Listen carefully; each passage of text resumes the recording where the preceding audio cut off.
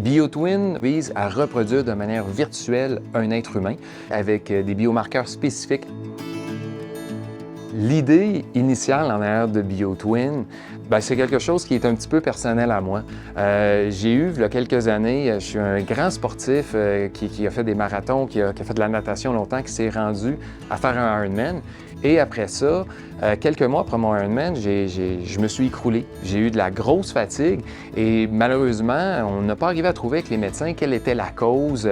Ça revenait, ça partait. Et je me rappelle d'avoir dit à mes médecins, prenez une prise de sang quand ça va bien, prenez-en une quand ça va mal et comparez-les.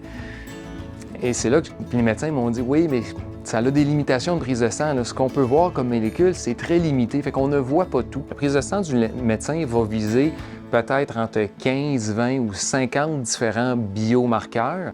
J'ai collaboré beaucoup avec des scientifiques aux États-Unis, à Boston. J'ai réalisé qu'il y avait des biomarqueurs, il y avait 4 millions de biomarqueurs qui n'avaient pas encore été identifiés par la science.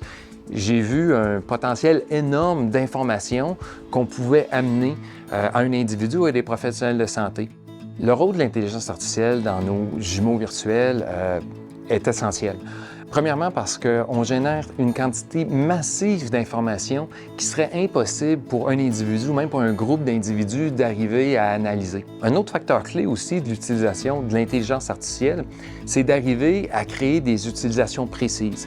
C'est-à-dire que l'analyse de BioTwin s'est faite à partir de biomarqueurs qui ne sont pas encore identifiés par la science. BioTwin, c'est un peu l'analogie d'une photo satellite de forêt, où on voit 500 000 arbres dans la forêt sans les connaître, sans les identifier. L'intelligence artificielle de BioTwin ne vise pas à les reconnaître, mais d'être capable de les tracer d'une photo à l'autre. Et la prémisse en arrière, si vous donnez assez de photos satellites de forêt à une intelligence artificielle, elle va être capable de vous prédire quel arbre va changer de couleur, à quel moment, quel arbre va perdre ses feuilles. Fait que c'est un peu la même analogie. L'objectif de BioTwin, c'est d'être capable de surveiller jusqu'à plusieurs milliers d'états de santé ou conditions. Que ce soit des conditions de bien-être qui sont reliées plus au sport, alimentation, ou des états de santé médicales, on vise à être capable à les détecter de manière précoce, à simuler différents traitements ou situations possibles, et même d'assister au niveau du prognostic.